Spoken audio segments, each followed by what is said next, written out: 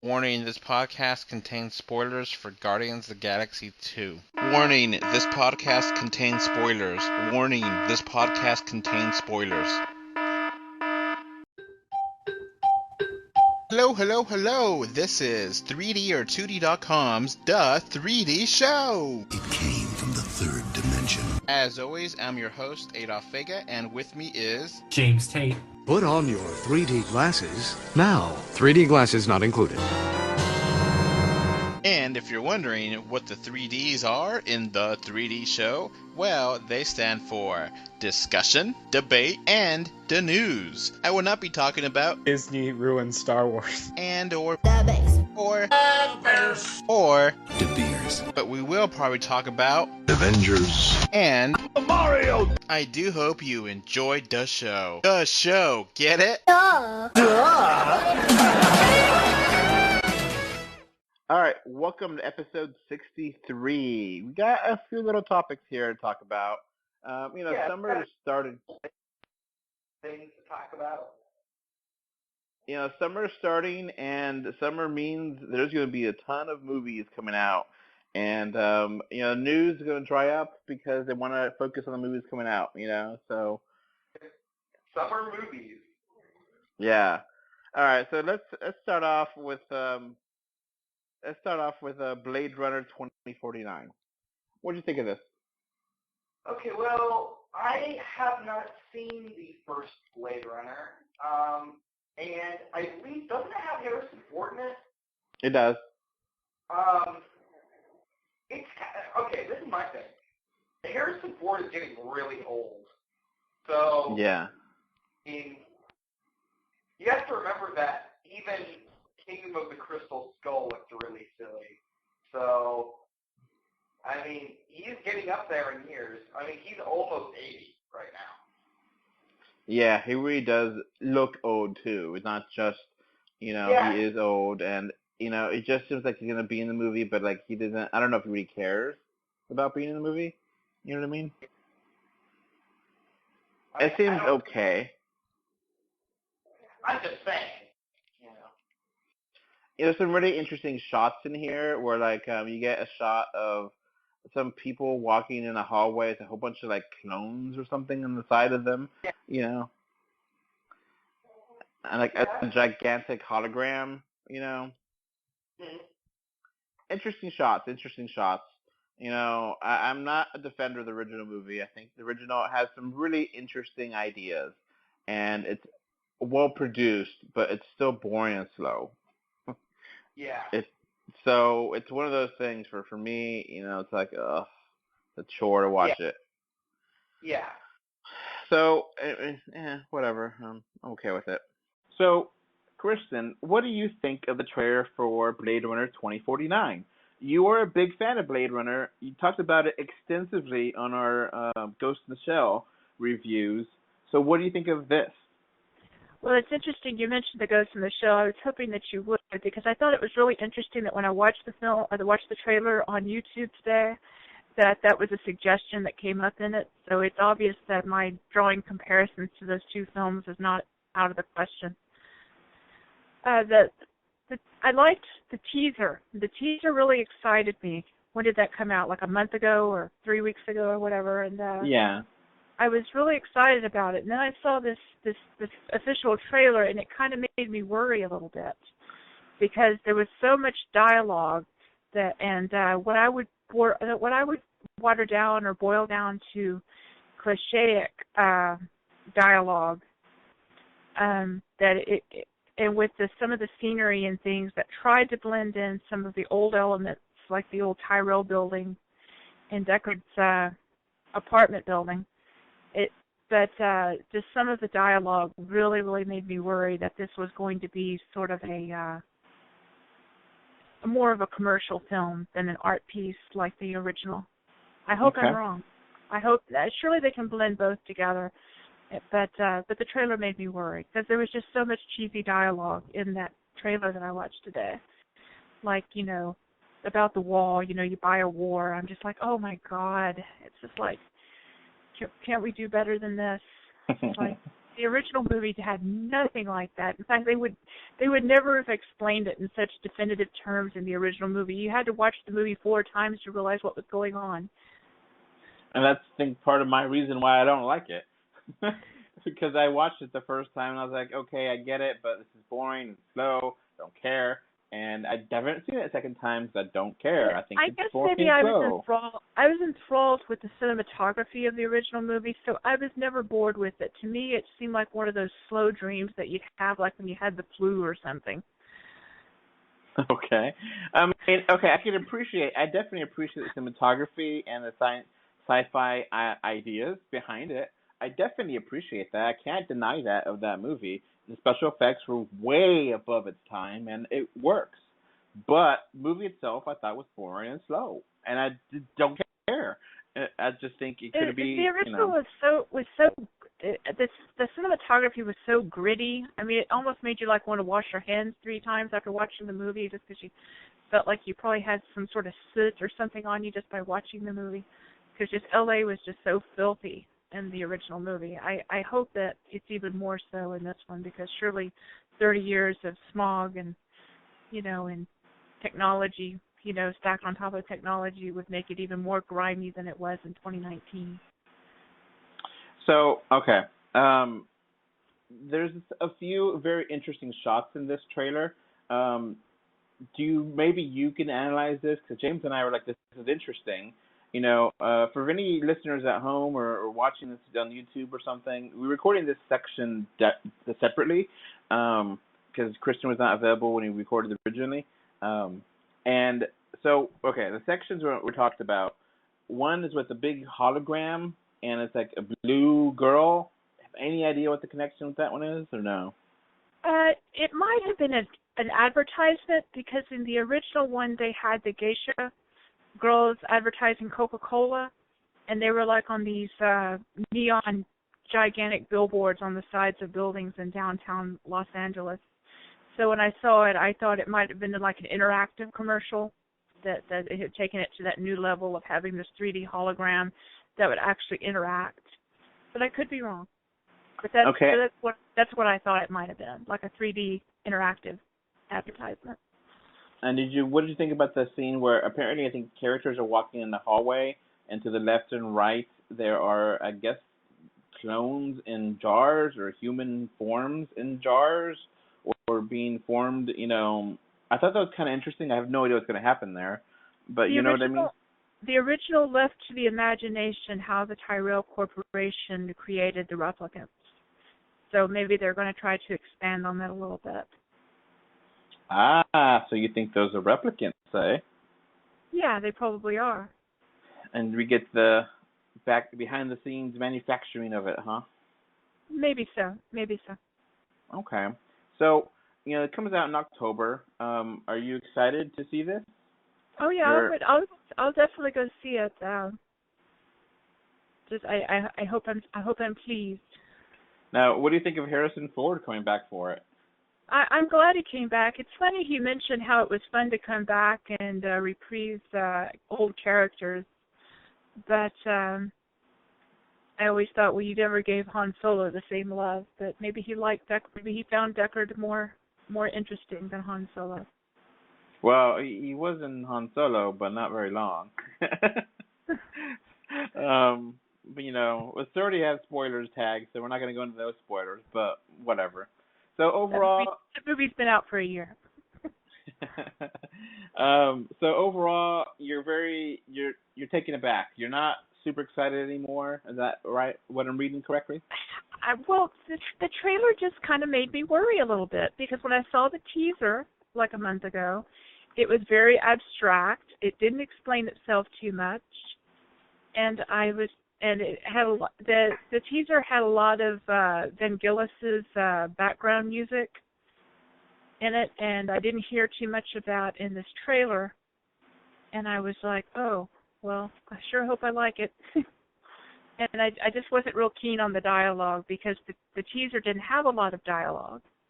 It was mostly cinematography, sound effects, and, just very what I would call a scant or very minimalist dialogue. And that was the way the original was. It They didn't talk too much in the original movies. Now, okay, from science fiction and film nerds, we know of this movie, but was this a big box office hit back in the day? I don't think it was. Hell no, that movie flopped so bad. It didn't. So, it wasn't until it came out on VHS tape that people actually started watching it. And I mean, you could get it for like a little bit of nothing. You could like practically own it for like, maybe $5 back then, and and it might have been cheaper than that. And so, you could watch it and rewatch it and rewatch it, and I liked it a lot. now, I know the DVD with some controversy there because there's like 5 different versions or something of this movie. The very first one, the producers thought that the audience wouldn't understand it, and maybe rightly so, because of that, because it flopped. I don't think it was in theaters for more than about 3 weeks. And but originally they had Deckard kind of giving a narration throughout the whole film, the original one, and that was the original release. And the director, I don't think, ever really wanted that narration, but the producers felt like they needed the narration to kind of move the story along so audiences would understand it. Maybe you should watch the narrated version. So, I mean, I get what's going on. I get it. I just don't care. I just think it's boring and slow. I think it's hard for people to care about this one, I guess. I don't know. So which version is the best? My favorite one, I guess, is the director's cut. How many director's cut? There's like 3, right? Or am I just exaggerating now? I think it's the original one that came out. It deleted the narration by Deckard, and it added a few extra scenes that kind of added to the mystery of whether Deckard himself was a replicant. Okay.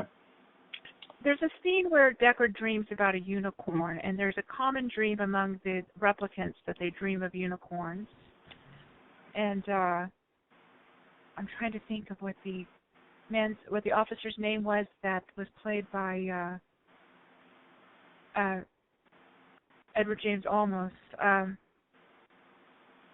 I can't remember his name right now. It's escaped me. But at the end, he could do origami, and at the end he had a origami unicorn that he left in Deckard's apartment, and it was kind of like him letting him know that he might be a replicant too. Okay. Now, how do you feel that the same, not the same exact people, but a lot of the same people that are still around, are going to be kind of watching over it, The director's not the same. It's going to be, I think, Dennis Villeneuve, which I don't know how.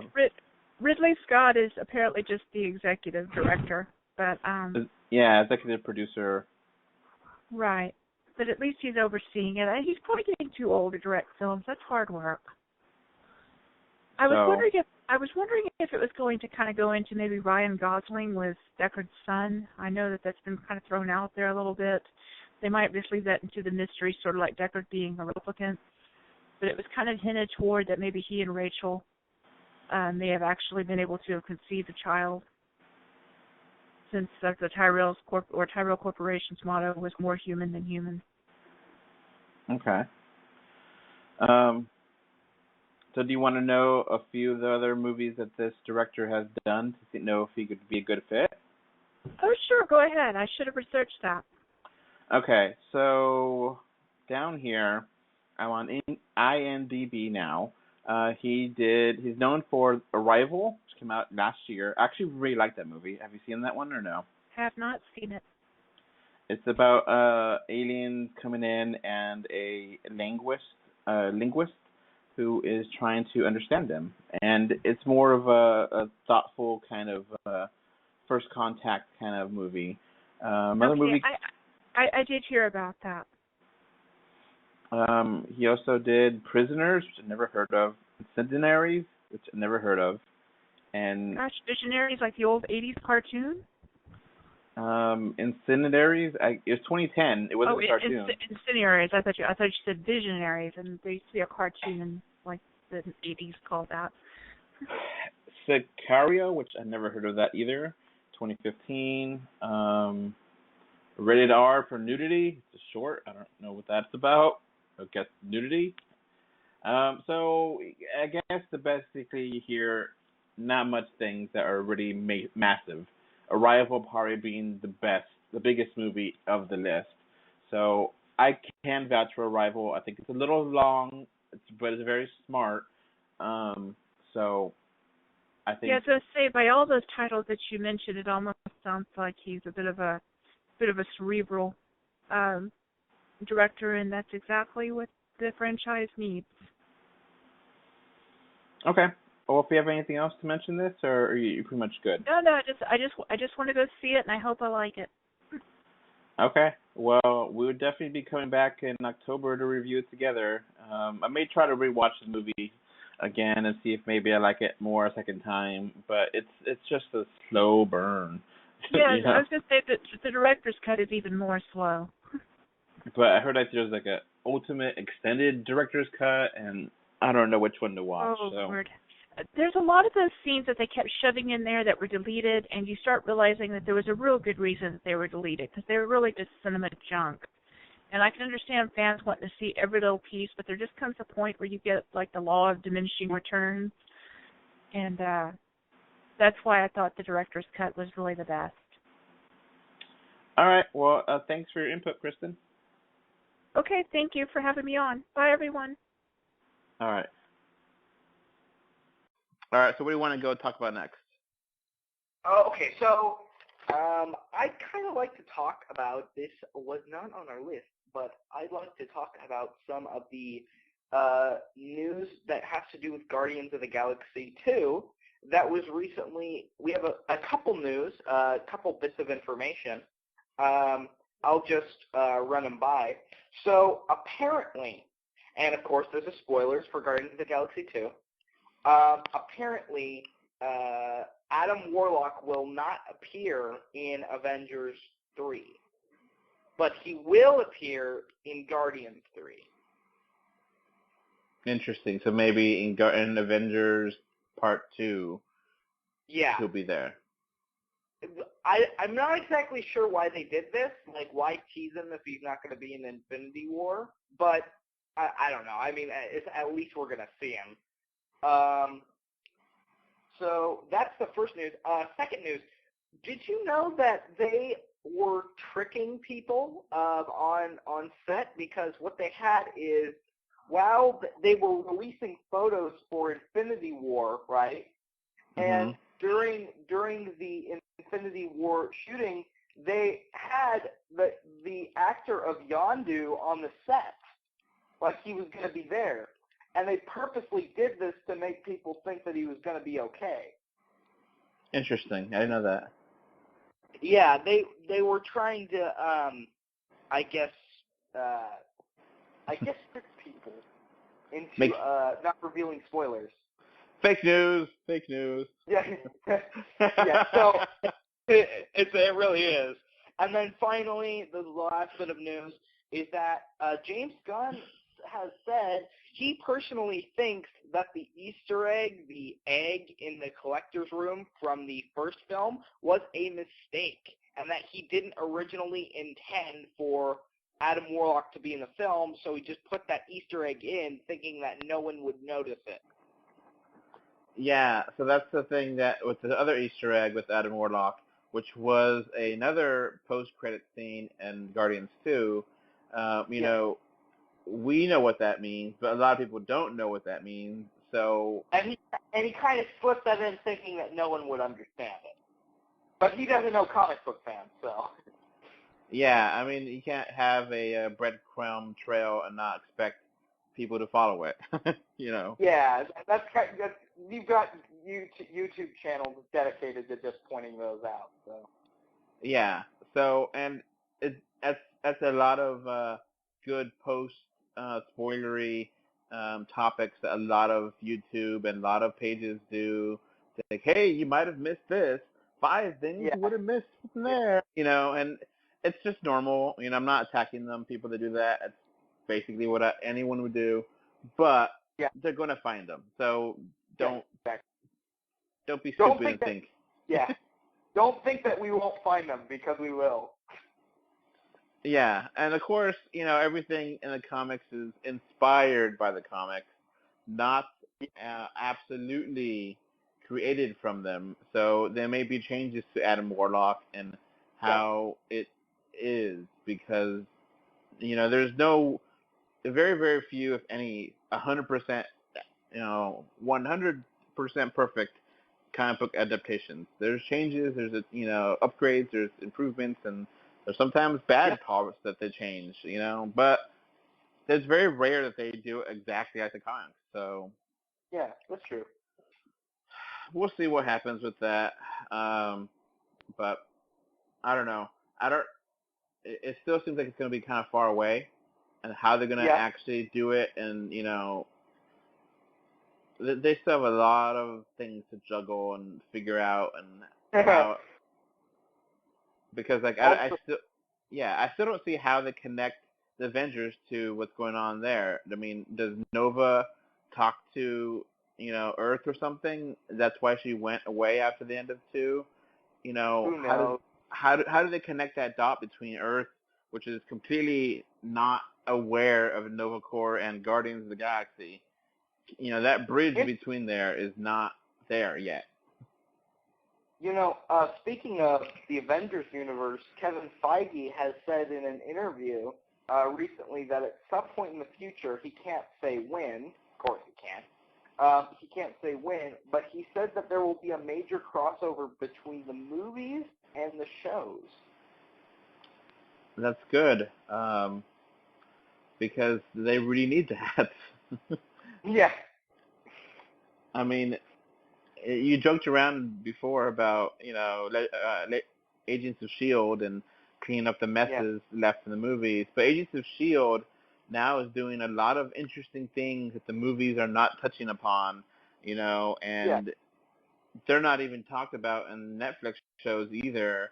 So, I mean, it's a universe. A lot of things happen in the universe, but it's still a lot of things are happening that are not aware of what's going on.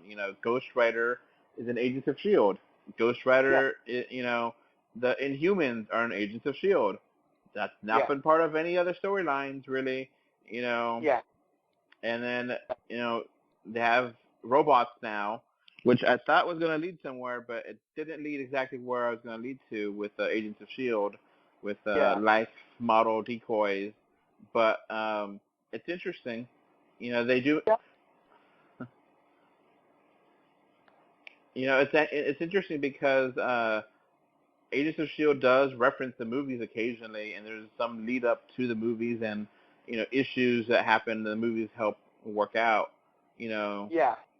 There's at least once or twice where Coulson does mention, Ultron. Yeah. So it's there needs to be better connections there, and we'll see how that works out. And obviously not. And you could kind of tell that there is, I don't know if you've ever heard of the trope, but it's called corporate meddling. You can tell that, unfortunately, one of the reasons why they can't just connect everything and reference each other and things is because everything is owned by different companies. Mm.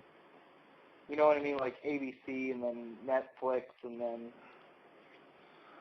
Yeah, I kind of see that. And I think also they want to do some things, but they know that not all the fans watch all of it, Yeah, exactly. I hope what they do is, and this is just a separate side thing, I hope what they do is they don't have to have the, like Daredevil, the Defenders, in the movies of Infinity War. But I hope that what they do is each of the shows does like a crossover kind of event where the shows are involved in Infinity War. That's what I hope. Yeah, okay, like the CW DC shows Yeah, actually kind of like that. they have a crossover event every year now, where Flash, Arrow, they're all going together for a bigger thing. It's like a 2 or 3 story arc, and you have to watch all the shows together to get the full story out of it. But I really like it, and it's been a huge thing that CW has been doing, and it's a big deal for them, and I really like it, and it's something that Marvel should do that, even a couple episodes. Because they're part of the universe too, so they'd be affected by this massive war. Yeah, because like there's an example here where Flash in the Flash TV show, he causes Flashpoint, and then he changes the timeline because of his wants. And then in Arrow, there was a character, a baby that was born originally a girl or a boy, and now is a woman, a girl, just because of that issue, and because he changed it. And now the characters are aware that in the original version it was that, and now he changed it, and now it's that. And there's consequences to that, and it's interesting. I like how CW is doing that, and there's still individual shows. They still 80% of the shows are on their own merit, but occasionally they dip in with the other stuff, and I think it's good. And it's it assumes that people are going to watch all the shows, which makes it that you get more popularity, so it makes the brand better. Which honestly, like for the Netflix stuff, I think that the majority of people watch all of the Netflix stuff. I think that most fans don't just exclusively watch Daredevil or Luke Cage. Like, they watch all the shows. Yeah, and especially because of Netflix, Agents of S.H.I.E.L.D. is going to be on Netflix right after the season ends. So you can watch it. So, it's all there together, Exactly. The reason why I think that it'd be really cool if, and it might be kind of weird to see, like, Agents of S.H.I.E.L.D. with, like, the Netflix series, but I think that it'd be interesting. Yeah. Yeah. All right. So let's move on here. It's something that we don't really want to talk about because it's actually really, really sad. But it is superhero related, and it is a major story. It's about Zack Snyder and Justice League. Did you hear about this, James? Yeah. His daughter died, I believe. Well, okay. Apparently in March, his daughter, or the daughter of Zack and Deborah Snyder, which Deborah is the wife of Zack, and she is the executive co-producer or something like that to the DC movies. So they worked together in making the DC movies, at least the big ones, Batman versus Superman and Man of Steel. They worked together on that. And so they're married, and they just work on the movies together. And on March of this year, 2017, their daughter killed herself. And it was a suicide. And they said that they were destroyed by it, which any parent would be destroyed by their family, member committing suicide. And she's relatively young. She's like in their teenager years, and of course, it's horrible, absolutely horrible. You can't joke around about that. That's not funny. It's terrible, And so Zack Snyder, said that both of them are taking off a little bit of time and not finishing up Justice League because they just they want to spend time with their family, which is completely justified. 100% there. Yeah. And which then leads to another story. Who's going to finish up Justice League? And he actually answered this, and it's going to be Joss Whedon, the same Joss Whedon that did the Avengers movies. And he was, brought in to help do the Batgirl movie, and apparently he has a lot of favors with Zack Snyder, and so he's going to be finishing up the Justice League movie, and which okay, everyone loves first Avengers. I think a lot of people don't like the second Avengers. We both really like it, but we got to give the director a lot of credit. He did a great job on both of them, you know. So they said that this is still going to be essentially Zack Snyder's vision, but I mean, it's still post-production. There might still be some scenes that he has to do and change, and you know, it's going to be, I guess, maybe 75% of what Zack Snyder wanted, and maybe the 25% of what Joss Whedon wants to do toward the end, because the movie still doesn't come out until November, so there's still plenty of time to adjust scenes, do some reshoots, you know, do some things here and there. So I don't think he's going to change it dramatically, but you know, I do think it's a massive story where it may feel different in certain scenes because you know how the movie was made prior to the news to the daughter, you know, which we didn't know about the daughter news at all. It was totally, completely not shown off to the press or to anyone, which completely understandable because that's just a horrible life event, you know. Hmm. So, what do you think about that? Well, I mean, I can understand someone resigning because of like family issues, especially like an event like that. But it's kind of weird that you have both Joss Whedon directing both what is he doing? Directing, or is he producing, or what is he doing? Yeah, he's now the director of it to finish it up. Okay, well, it's kind of interesting that he's now he's responsible for both films. Kind of weird. Yeah. Like Justice League and Avengers. Yeah, and so that's kind of amazing in that way, you know. And I could not imagine a better person to handle that movie, you know. Yeah. Yeah. So, my only issue with it is that, okay, even if it's just 25%, there's a very Joss Whedon-esque feel to it. So what I'm wondering, here's my thing, is Justice League going to be very similar to the Avengers? Like in the style?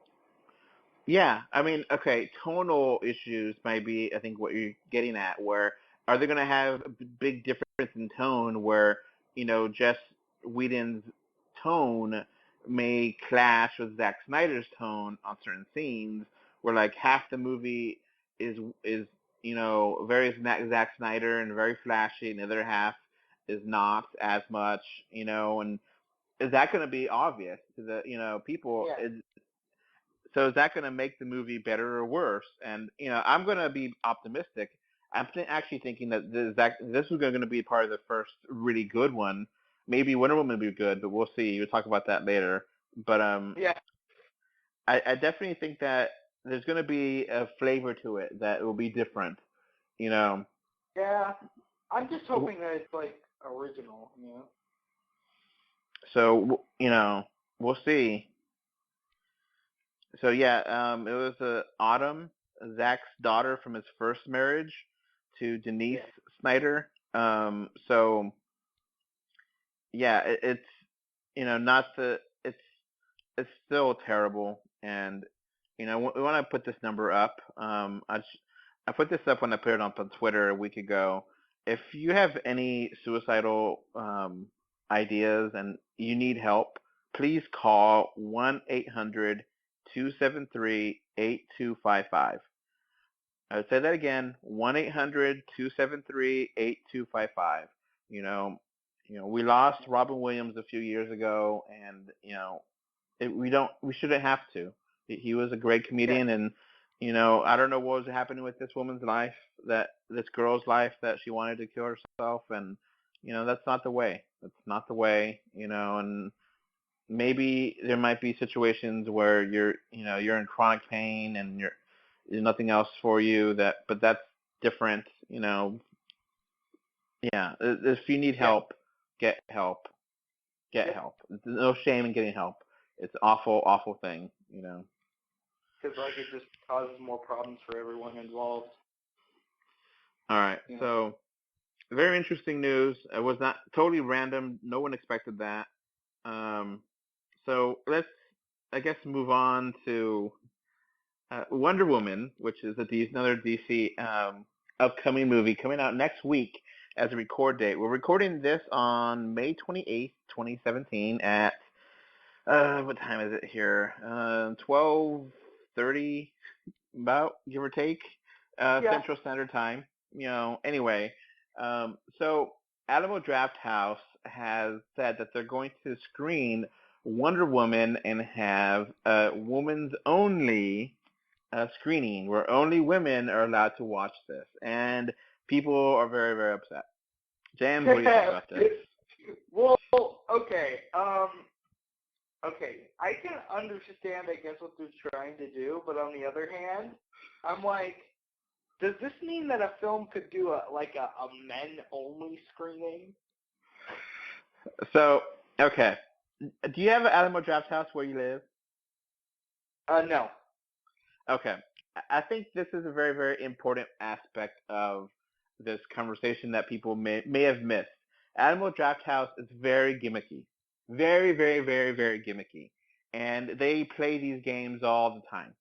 So, like, they would have a Selena movie marathon, or Selena movie, and then have it be a sing-along, and have, you go into the movie theater. This actually happened. I remember seeing this. So I went to see another movie, and they had it, and like they would have different things Selena related, like glow sticks you could wave while you're watching the movie, and different kinds of gimmicks and props that you could use. And, they do this on purpose to make it a funner experience. And that screening, Selena is not a new movie. It's an old movie 20 years ago. But you want to go to this screening because look how much fun it is. You can sing with the rest of the audience. You can have glow sticks. You could have, just different stupid stuff like that, props. So they do this kind of stuff all the time. It's not at all uncommon for them to do this. Now, like, they are the kind of people that they would be okay with dressing up, for a Harry Potter movie, or Lord of the Rings. Everyone dress up as Lord of the Rings character. That's what they would kind of do, and it's kind of funny on Twitter, people commenting is like, what, are you going to have a clowns only screening Clowns only for it?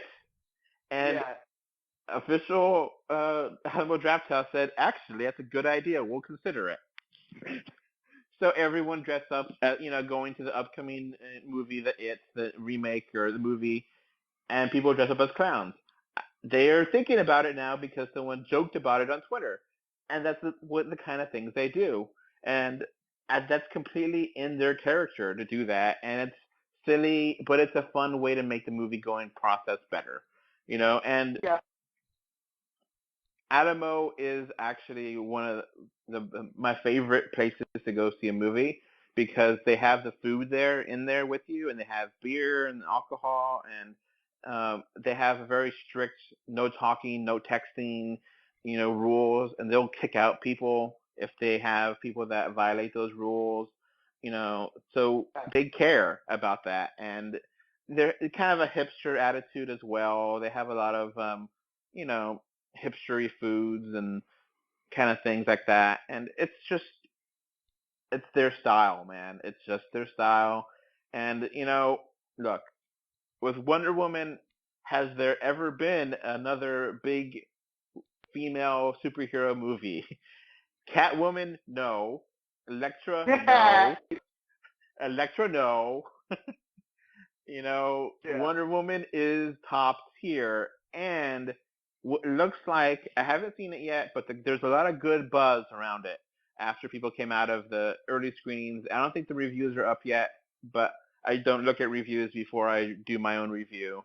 But there's good buzz, and let the women have it. I don't care. If they're gonna, I wouldn't mind it. I guess they would try to do something like that for other movies too. If they want to have, Guardians of the Galaxy, dress up as 80s, and have your 80s outfits only. Yeah. it's just gimmicky stuff. They're not really trying to be sexist. They're just trying to be stupid. Yeah. And it's just that's what it is. It's just a gimmick to get people into the audience. Like, I asked my wife this. It's like, so are you? Because we were gonna go see it one way or another. If it's gonna be next weekend in premiere or early screening, like, would you go see this with your female friends? She's like, hell yeah. It would be fun. It's an excuse to go see the theater, together, a communal thing. It's not meant to be mean or it's just stupid. It's just them being fun. Look, movie theaters need to have their gimmicks sometimes to get people into the seats because a lot of people, Dress up like clowns. just look like clowns to see the It movie, That would be funny. Whenever you see it, sometimes the movies have, food-related puns in there, they're for the specific movie. So, like, you could get, I went to go see Sausage Party in Animal Draft House.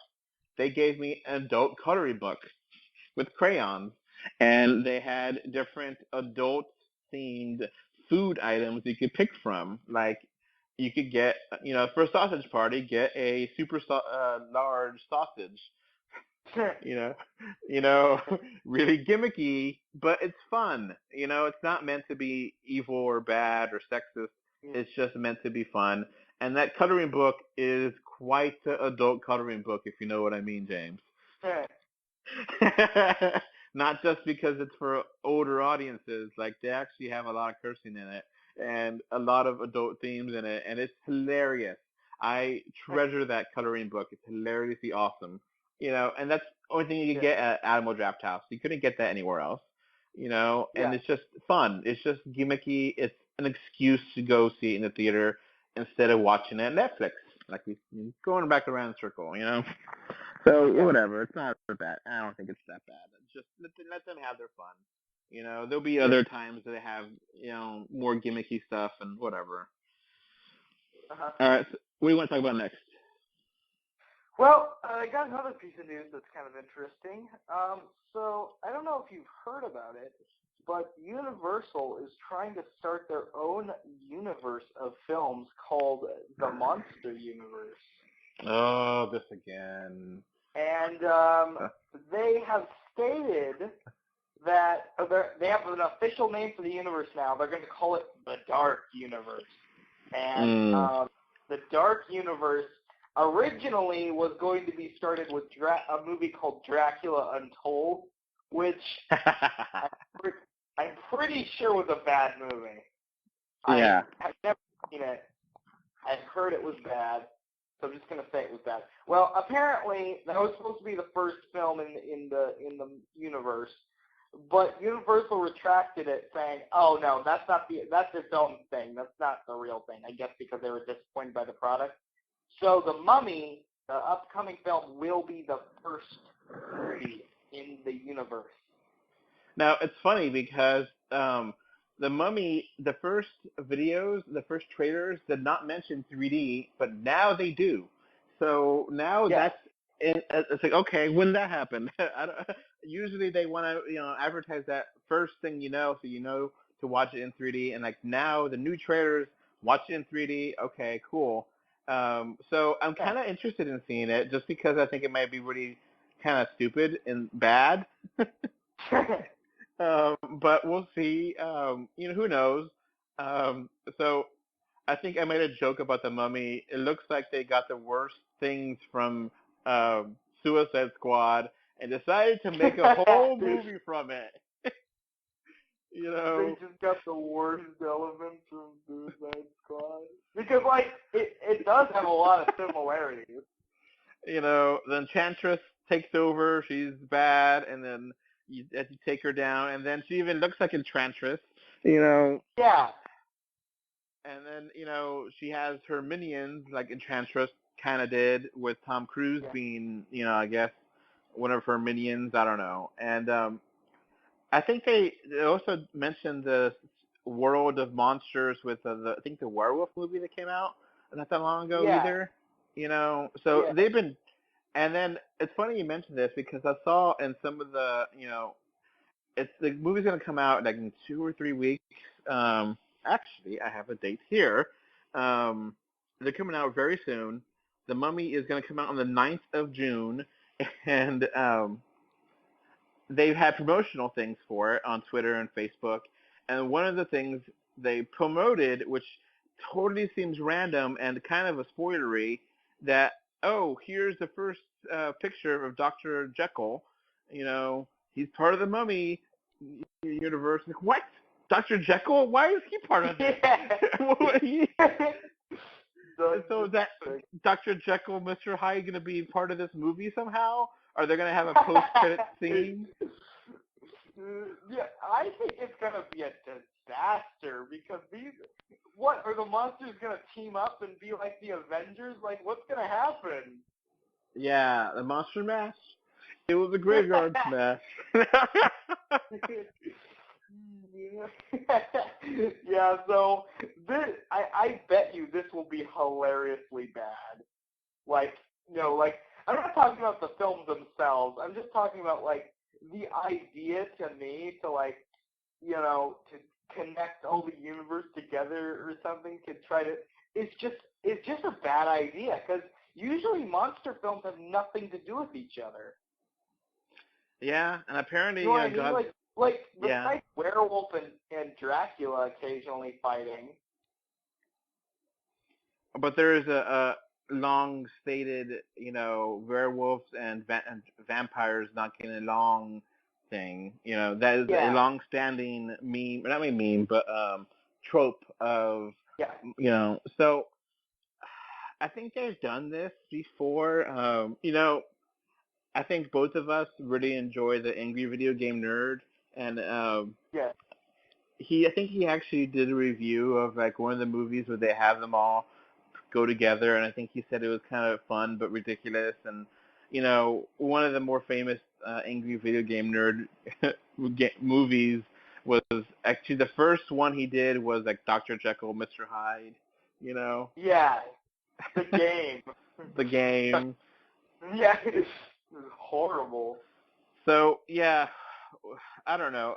I think they're just desperate, and they're definitely trying to cash in on the success of Marvel. Yeah, apparently to a very lesser extent DC. Yeah, expanded, giant, connected movie universes are definitely gonna be something that other people are gonna try. So. Yeah, but I'm just not very confident in it, like because the thing is like with the Marvel movies, like it kind of makes sense because like they're all heroes in the same world and they kind of team up.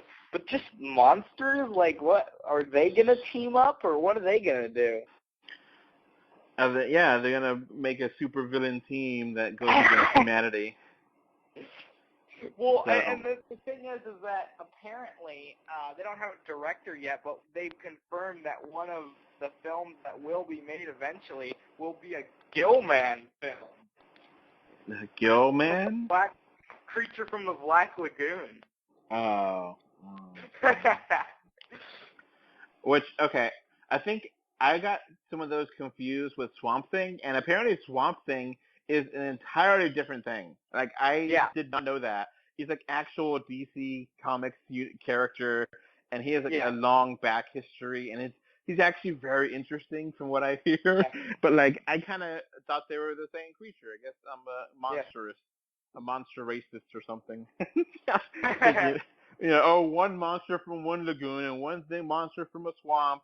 They must be together. Yeah. No, they're not. But, I guess I would admit I'm a monster racist. I don't know. Yeah. I assume all vampires are bad. Maybe some of them are good, I guess. I don't know. Some of them sparkle. Some of them sparkle.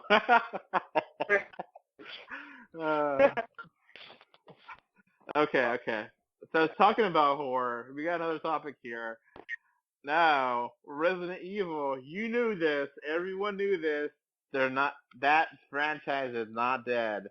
They're going to reboot it. A reboot? Another reboot, and they're going to start again, and they're gonna have another Resident Evil movie, and it's just gonna be a totally independent movie from the Mila Jovovich, movies, and I'm glad that it makes sense they're rebooting it, but give it some time, man. No, they want to make it now. The final chapter just came out as of January. Come on, give it a couple years before you talk about a reboot. So whatever. This is not a surprise. All the movies make tons of money, and they're gonna find a way to continue it. And if they make it more like the games, then I'm like hell yeah for that. Because the Resident Evil movie franchise really kind of took a swerve and just is not really associated with the games, and it's really, really strange how they connect it with the games. But, if they just keep it to the simple mansion like the first one, or, if they want to do Resident Evil 0 from the GameCube, and, that would be a good starting point, just follow the games, I would be very happy if they did like a Resident Evil 4 movie, because Resident Evil 4 is an incredible game and it has a pretty good little story for it. I'm assuming you played 4, right? Yeah, that's one on GameCube. Right? Yeah. That would be great. Leon Kennedy, and then going to Spain and the whole parasite thing. That's one of my favorite games ever. So I would definitely love that as an idea for Resident Evil. But we'll see. We'll see. I'm not sure why exactly video game movies are always so bad. And it's weird because there's a whole nother Resident Evil movie franchise that's all animated. And it's like a totally parallel course of animated Resident Evil movies that actually are more connected to the games and have characters, and like they're not, I don't know if they're going to try to connect that dot with that animated. I wouldn't mind to see it animated, but it's fine, whatever, Have some new ideas, but also still try to, like we've said before, comic books, movies don't follow the comics exactly, and video game movies don't follow the video games exactly. But at least you gotta get what the idea was, So we'll see about that. We'll see. All right, so let's keep going on with comic book characters. Let's go back to comic book characters. And we got some information on the Venom movie with Tom Hardy being Eddie Brock. I'm not looking forward to this film if it's not connected to the MCU. Yeah. So, because, it's not going to have Spider-Man in it, so what the heck? Yeah. I mean, Tom Hardy is a cool character, not character, but an actor. And he's been in a lot of movies. He's been in Mad Max. He's been in The Dark Knight Rises. So he's gonna go from being Bane to being Brock. Oh, that's how it's gonna go back. He's back. Yeah. That was bad. Yeah, though. I don't know. I'm not that, the thing was that Sony's ideas for Spider-Man, besides, the main film, were awful. All of them were terrible, like a Aunt May trilogy. Yeah, and then the Sinister Six movie where they become good guys.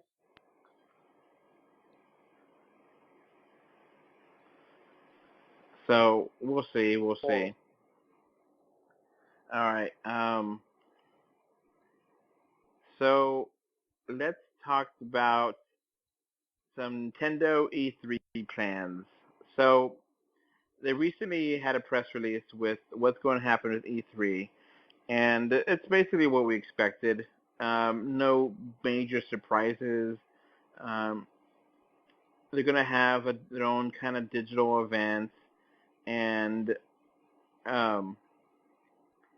it's nothing too exciting. They did mention 3DS games will be part of it, not just Switch, but you're gonna have online tournaments, Treehouse Live talking about things. It's gonna happen on June 13th to the 15th in LA, and the main game they're gonna showcase is Super Mario Odyssey, which does look great. They're gonna have tournaments for ARMS and Splatoon 2, and talk about 3DS games, and so they're gonna talk about games coming out this year, which 3DS.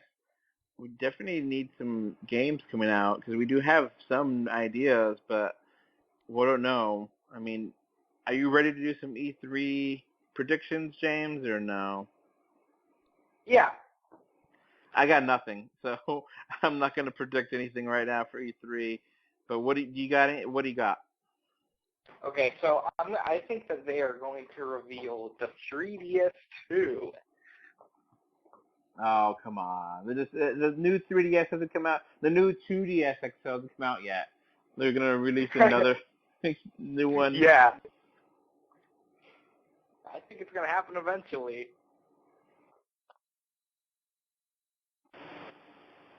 So, I don't know. I really...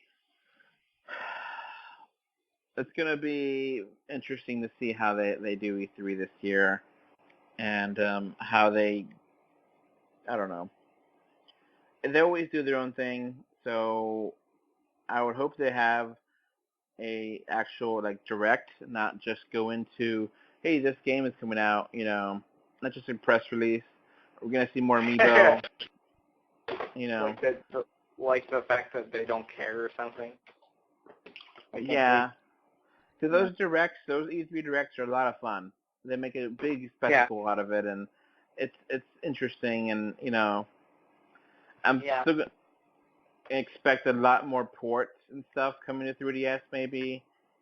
I remember fondly the robot chicken E3, the thing animation they had for E3. Yeah. Do you remember that? Yeah, that was really good. Yeah, and it was kind of making fun of Nintendo too.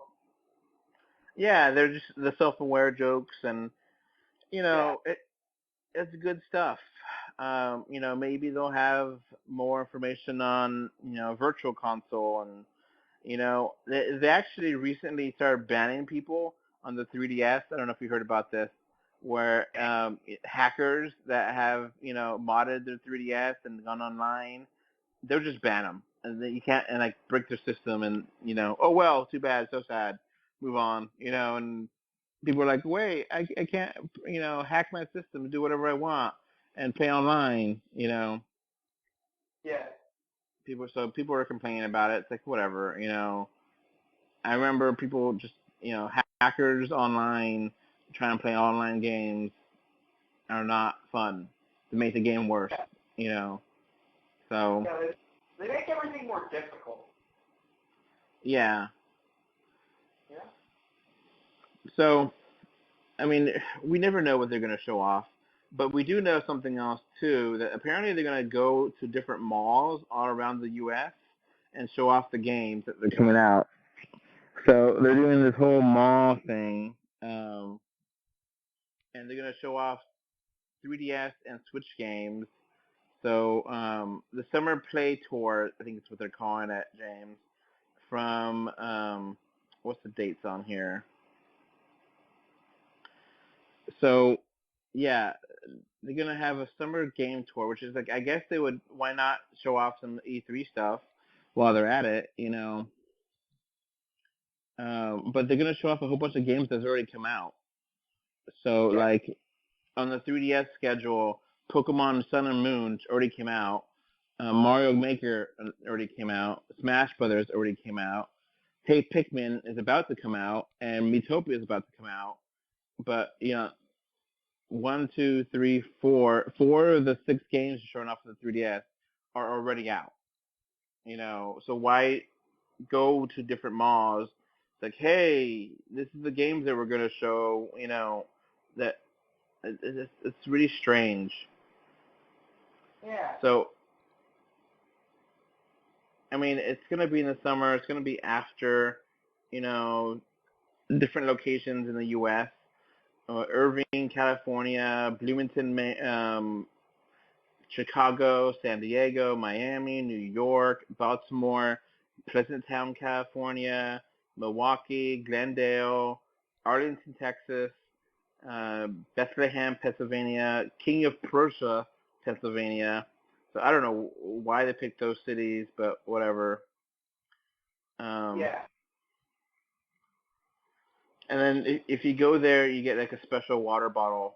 If you make it, get your Club Nintendo or not Club Nintendo, your My Nintendo account, and you register and you attend, you get this like red water bottle there. So yeah, they're all going to happen June 9th, 10th. After June 9th and 10th. So all the way to late July and August. And September. So there's no reason why you can't include some of the E3 stuff. E3 is going to happen just around the corner from there. So we'll see what happens with those tours. Is there any of those tours near you where you live, or no? No. It's kind of funny because the Arlington one is where I used to live.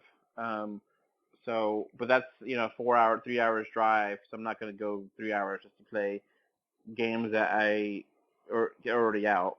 But Yeah. all right, so we have one last topic, and it's a big one. A trailer hit for our favorite upcoming movie, the Emoji Movie. What do you think of this? It's horrible. It really is awful. It's awful. And the thing is that it's worse than I thought it would be. That's the thing. Yeah, totally. Horrible. So like they're trying to get out of the phone and trying to be more than what they are. So it's very cliche, but like, it doesn't make any sense. How do they exist outside the phone anyway? And how do they get? And like the whole, I tell them that I have more than one emotion. It's like that raises a lot of questions. Like, does everyone just have one emotion? Yeah. And then they had the cheapest of gags there. They had the elephant and like the cloud emotion to make like the elephant like a fart joke, and then they had a throw up joke in there. It's like, come on, are you really going for that?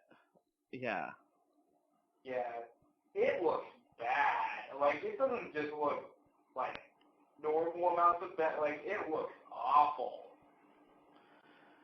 And like, there's a little, joke there, emojis that no one uses. It's like, okay, that's kind of funny. And then like, then they have, Sir Patrick Stewart in there, and he's joking around about pooping with his little poop son, I guess, or child. And they're like, oh, you're going to wash your hands? No. And they start laughing. It's like, stupid. Just stupid. Yeah, it's really dumb. It really looks much worse than we could have imagined. And we already knew that. We already joked around this. We already joked how bad it looked before, and just, oh my god. Wasn't the characters. It like higher cash grab too? What was that? Wasn't this film like a huge cash grab, like from the very beginning? Oh yeah, you forgot. We haven't mentioned that part where they go into Candy Crush. It's like, oh god. Yeah. Yeah. And then he's like, oh, that's relatable. You're at school and just your Candy Crush goes up. No. Yeah. That's not relatable at all. So like, there's a human that are doing the using their phones. So there's like a okay. there is one level of the story with human children in school sending emojis and texts to one another. Then there's the actual underneath with the actual emoji, and in the world that they live in, which I don't understand that world, it doesn't make any sense to me. And then they're trying to be more than the emoji, the emotion they have. But I mean, not all emojis are emotion based, so that doesn't make sense. What emoji is the bear? Emoji. What emotion is the American flag? What does that mean? Yeah. Or what's the emotion for the flag of Israel? Yeah. What's the emotion of the red, shoe, or yeah. What the heck? or the taco, or like, the entire concept is disastrous, honestly. It doesn't make sense. I'm more confused now than before I watched it. And it's like, and then they're trying to escape the phone, so you have to go through a firewall, which that's not how firewalls work. Yeah. Doesn't make any sense at all. So it's like, it makes less sense than I thought it was going to make sense. And, firewall is how you protect internet from different people outside of the internet, from other places. So I may have a firewall in my house to protect you, James, from hacking me. That's nothing to do with how emoji work on a phone. Nothing. Horrible. If they want to say the firmware or the operating system, okay, that makes some kind of sense, but that's getting into the nitty-gritty of computers that people are not going to care about. That, Timmy didn't update his iOS to 10.7 or whatever, and now he can't have this emoji. No one's going to want to care about that. But they can't, firewall, people know that term. We're going to use that instead. And then password. It's going to be a literal firewall. It's like, no, it doesn't make any sense. No. It looks awful, absolutely dreadful. I mean, I think we have to review this whenever a damn thing comes out. Bad. When is it coming out? It looks truly bad, like one of the worst movie ideas in like 20 years. Like Watch Dogs or what was that movie? Oh yeah, Underdogs. It looks more terrible than that. It really looks terrible. I mean, we're trying to keep an open mind here, but we can't. It just looks terrible. It looks like it's just gonna be there, and maybe they made it, for very cheap, so that way they can make a huge profit. But I can't explain this, and like, I think everyone online. Yeah, I mean the consensus online is that this is horrible. Yeah, I was gonna say that everyone's making fun of it too. People are like, this is real, So yeah, it's real. There's And no denying it, that's for sure. Yeah, it's not as bad. Well, okay, it's 10 times worse than that really bad Spider-Man poster. Did you see about that, James? The Spider-Man poster? Yeah, you haven't read those memes that are going out? That there's like a new Spider-Man poster, and like the Spider-Man poster is just so busy. It has like Iron Man in there 3 times. We're gonna get. What's that? I'm looking at the Homecoming poster parodies. Yeah, I know what you're talking about now. All right, so we're getting James's live thoughts about this. So, okay, we got here, in the middle in here, you get Tom Holland, not as Spider-Man, but just as Peter. And then you have Spider-Man behind him, a giant Spider-Man. And then behind him is Fire with with Robert Downey Jr. giving a stink eye.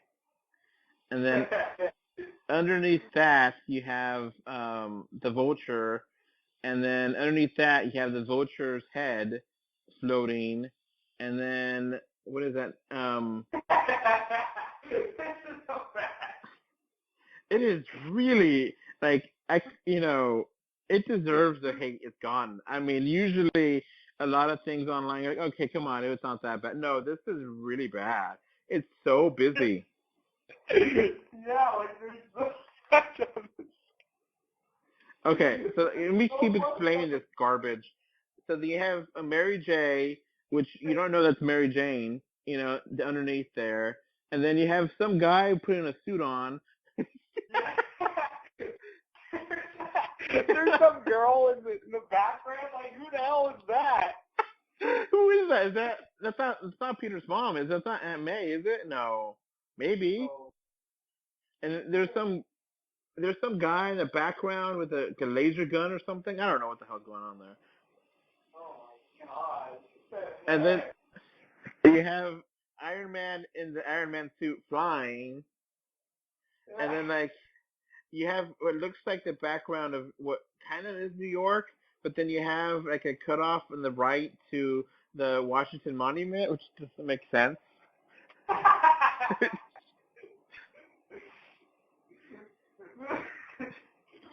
I mean, it is bad. This is probably the worst. This is the worst Marvel poster that they've probably ever released. Okay, that guy wearing the suit, isn't he like Spider-Man or Iron Man's like #1 security guard or something? I don't know.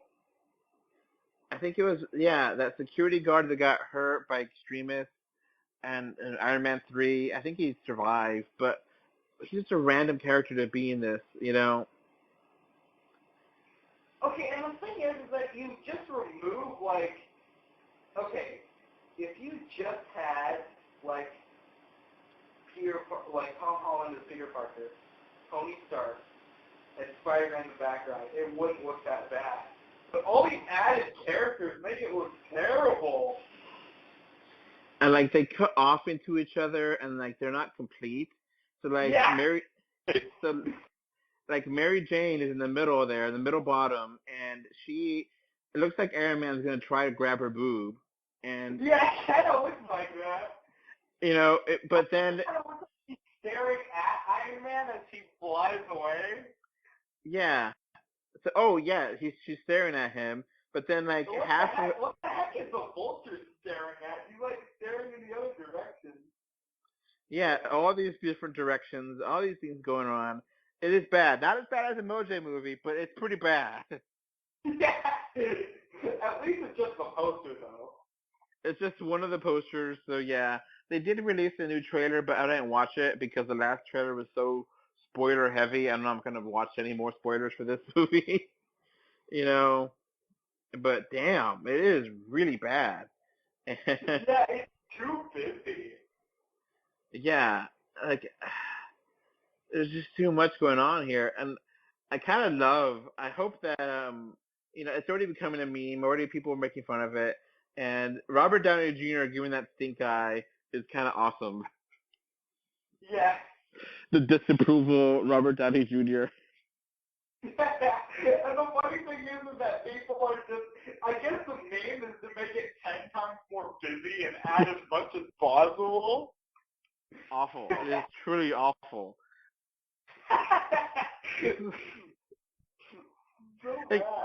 It doesn't even look like New York either. Yeah. It looks like Vancouver or something. This is funny. What were they thinking when they designed this? I want to make it super busy. Include all the characters. All of them. And the funny thing is that if they wanted to include all the characters, there's characters that are missing. So, where the heck is Aunt May? Is it Al May behind the guy in the suit? Is that Al May? I think it is. No, that's some random woman. Are you sure? I think it was Aunt May. Yeah, that is not Aunt May. Who the heck that is? And there's sparks all over the place, too. And the thing is, like, the hilarious part is that the two people in the background, like, you think that's Tony's bodyguard, but who the heck is that? Also, if you look very closely near the picture, the vulture head that's looking off to the side, you'll see some militarized-looking man shooting electricity. Yeah, who's some random black guy with the purple gun. I don't know what the hell that's going Yeah, on there. what the heck is that? It's like, okay, is that a weapon? Okay, is that a character? Who is this guy with a beanie and shooting has a purple pistol or something? I don't know. Who is that guy? So bad. Yeah, it looks like Rachel from Friends, but I think it's supposed to be Aunt May because Aunt May is young in this one and she's pretty. So, but it looks like if you kind of squint your eyes, oh, that's Rachel from Friends. So this is James. You never seen this picture before, right now, right? No, I've never heard of this meme before right now. But now you're gonna go right into the dark web and find all the horrible things attached to this meme. All the memes. All of it. It's truly bad. It is. Yeah, wow. The thing is, like, I didn't know it before, but like now. Okay, and the funny thing is that what's hilarious is that, like, when you first look at it, you're like, oh, I don't see what the problem is, and then you start looking around, you're like, wait a second, this is too crowded. Yeah, and the floating heads, they're floating torsos, I guess what's weird to me is all the different types of shots they have. Like, they have just singular heads. They have, like, half of your head and then half of your body. They have, like, the majority of your body or just a giant head. Like, what the heck? Oh, okay, and get this. This is a very good artistic view. Everyone's looking in different directions. Yeah. Everyone. Every single character, totally random directions. So, you're looking at one person, you're looking to the left, one person looking to the right. Every direction is just so out there. And what's this black thing on Spider-Man's wrist? Is that the web shooters? Is that his watch? Yeah, it looks really big, and where's the fire coming from? Because it looks like it looks like Tony Stark's on fire, and like he doesn't care about it. His glaze, his unapproval look is causing a fire, and then Vulture is his heart. He has the heart of a vulture. So bad. So yeah, I don't know what's going on here, but whatever. Yeah, it became a meme. That's the thing. I'm kind of worried about this movie. I'm kind of worried that they're desperate because they put massive spoilers in the trailer, and they're just they rushed this out to make it because they had the deal with Sony, and Sony's like, okay, we gotta do our own thing too. So this may be worse than Amazing Spider-Man 2, which I don't think was that bad, but it may be like Spider-Man 3 level, Oh my god. It may just be too crowded, because Spider-Man 3, I give it credit for, I do like some of it, but it was just too crowded. It had, too many villains and too many things going on, and it couldn't juggle them. And maybe this is going to happen again.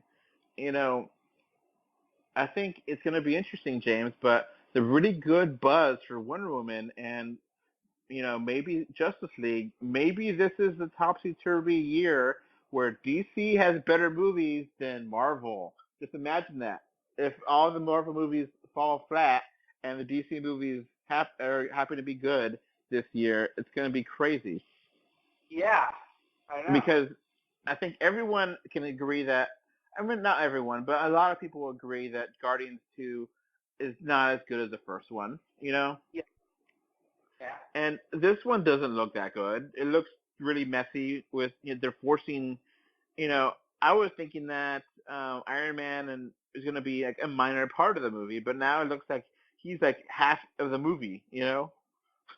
I mean, he's on the poster twice. So, yeah, and then Thor looks fun, but I don't know how that's going to work. We'll see. Yeah. But I think that's enough fun for this time. I guess next time we'll be trying to cover E3 because that's going to be happening pretty soon, and we're going to have a lot of movies to review. So I do want to mention some site news before we go. I have created a calendar, which doesn't sound too exciting, but you can subscribe to it on Google or on your iPhone, and you could see what movies are coming out each month. Because each month I post the 3D releases coming out that month, and now I'm going to have a calendar that automatically refreshes, so that way you can have it, saved to your phone or whatever, or tablet, and it just automatically updates, and you don't have to worry about it. It's like way which movies are coming out and which 3DS games, which 3D Blu-rays are coming out. And, that's a calendar. It's going to be free. It's going to be easy. You don't have to, you just a link and you just say add it, and it's going to be easy to work. We're going to have a link on the main website if you want to apply, because, James has about a month left before he ships off into the military. So we have some time before we need to get in a co-host or another associate editor. So we're going to put that link up. The link should be in the information box below, whatever that you're looking at, if they're on the podcast or on the YouTube video or whatever. It's going to be in the information box, the links to all these things, so that way people can start applying if they want to do this. It's going to have all the information you need, everything there. I'm also going to have a few projects I'm working on right now on the website, just to give people interest in what's going on. I'm going to be doing a top 5 3D movies of the last, 5 years, which does not mean quality. It just means the 3D was really good. So, James and I think we always talk about Jurassic World being a top tier 3D movie. We don't think the movie's great, but we think the 3D is great. That's definitely going to be part of that list. So look forward to that soon, and then look forward to, I have a new idea for content for on YouTube, which is going to be like a 3D or 2D comparison between games of Super Mario Brothers. So, there's 3D Mario games, 2D Mario games. So a lot of content is going to be popping up very soon on 3D or 2D.com. And a lot of stuff going to be podcasts, a lot of stuff will be video, a little bit of everything here. And, hiring more people to start working for us, and, very, very busy. So, we're going to have our next anniversary coming up soon. And we're just going to keep on working, keep finding more projects to do, more things to do, and keep on trucking. So stay tuned. And next month, James, we have 7 3D movies coming out. 7. 7? It's insane. Because I'm doing right now, I'm like I said before, I do the monthly 3D releases, and we have 7. I can roll them out real quick. Since I have the calendar up, I can see it really easily. Captain Underpants, Wonder Woman on June 2nd. The Mummy, June 9th. Cars 3, June 16th. Transformers, Last Night, June 21st. Despicable Me 3, June 28th. And A Stork's Journey on June 30th. Have you heard of A Stork's Journey, James? Have you heard of that movie? No. So I found it. Apparently, it's going to be free if you have a Android phone or Android tablet for most of the month of June, and they're going to have a very limited 10 location run of the theaters to watch it in 3D in the movie on June 30th, and they're going to release the DVD on July 4th. So Wow. it's kind of crazy. It's like I think a French movie, I think, or a European movie, and they have this really weird setup where if you're on Google Play Store, you could download the movie and watch the movie for free, and then if you want to watch it in the theater, you can, but I guess there'll be a 3D showing. I'm not 100% sure, but it looks like it. And then you buy the DVD a month later, so that's a really weird kind of schedule, but that might be the future of movies, You might be able to get them on, digital devices and then see it in the theater for a small run and then get it on disc later. So, but yeah, that's 7 movies right in June of 2017. That's a lot of content here. And we're not going to review all of them. There's no way I could possibly do that. We may get the new person to review movies that are like, that we don't want to watch, like Captain Underpants or Despicable Me 3, but we'll see. I'm going to try at least Wonder Woman, maybe The Mummy, maybe Transformers, but that's 3 reviews in 1 month, so that's still half, less than half. So it's crazy that they're going to release the DVD on 4th of July. It's like no one's going to be going to the store to buy DVDs on 4th of July.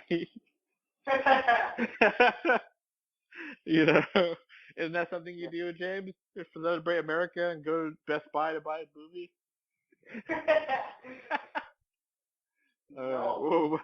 No one does that.